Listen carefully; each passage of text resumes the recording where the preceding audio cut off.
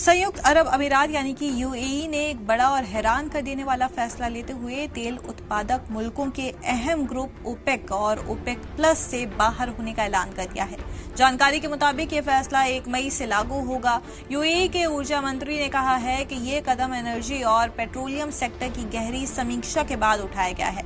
उनका कहना है कि दुनिया में ऊर्जा की मांग तेजी से बढ़ रही है और यूएई अब अपनी अलग अलग स्ट्रेटेजी के साथ आगे बढ़ना चाहता है। लेकिन सवाल यह है कि क्या ये सिर्फ फाइनेंशियल फैसला है या फिर इसके पीछे सियासी और जियोपॉलिटिकल वजहें भी छुपी हुई हैं। दरअसल स्ट्रेट ऑफ हॉर्मुज में बढ़ते तनाव और जहाजों पर हमलों ने तेल बाजार को पहले ही गैर यकीनी बना दिया है। दुनिया के करीब 20% कच्चे तेल की सप्लाई इसी रास्ते से गुजरती है। ऐसे में यूएई का ओपेक से अलग होना सऊदी अरेबिया के लिए एक बड़ा झटका माना जा रहा है, जो इस ग्रुप का सबसे असरदार मुल्क रहा है। एक्सपर्ट्स का कहना है कि ये फैसला न सिर्फ ओपेक की एकजुटता को कमजोर करेगा, बल्कि ग्लोबल तेल बाजार में नई हलचल भी पैदा कर सकता है। अब देखना यह है कि क्या ये कदम एक नई एनर्जी पॉलिटिक्स की शुरुआत है या दुनिया को एक और बड़े ऑयल क्राइसिस की तरफ ले जा रहा है।